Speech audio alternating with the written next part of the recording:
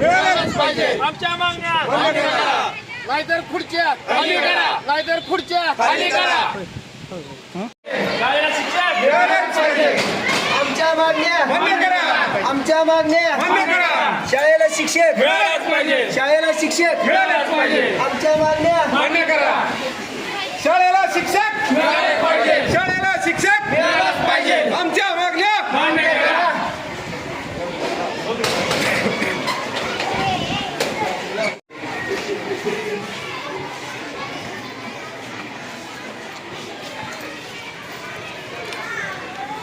काय मागणी तुमची काय केलं नमस्कार, मी राकेश सूर्यवंशी, सांजा जिल्हा परिषद शाळेचा मी तज्ञ सदस्य आहे. आमच्या शाळेला 2018ला शासन निर्णयानुसार 9वी 10वीला स्वयंअर्थ सहाय्यता म्हणून मान्यता भेटली.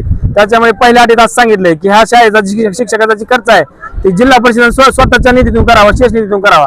पण आज 6 वर्ष पलटत आलेली आहेत. आमच्या शाळेला एकही शिक्षक आतापर्यंत भेटलेला नाही. आणि त्यानंतर 2019 त्यांनी आम्हाला सांगितलं की तुम्ही शिक्षक तासिका बेसवर चालू करा, आम्ही त्यांची पगार देतो.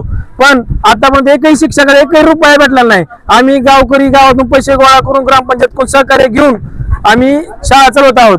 आमच्या शाळेचा रिझल्ट 100% आहे. जिल्ह्यामध्ये सगळ्यात मोठी शाळा आहे.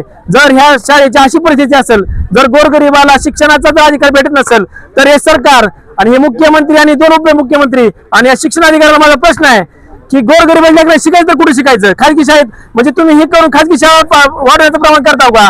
आमच्या गावात शहरापासून जवळचे गाव आहे, खाजगी शाळा घुसवायचे प्रयत्न चालू आहेत का तुमचे?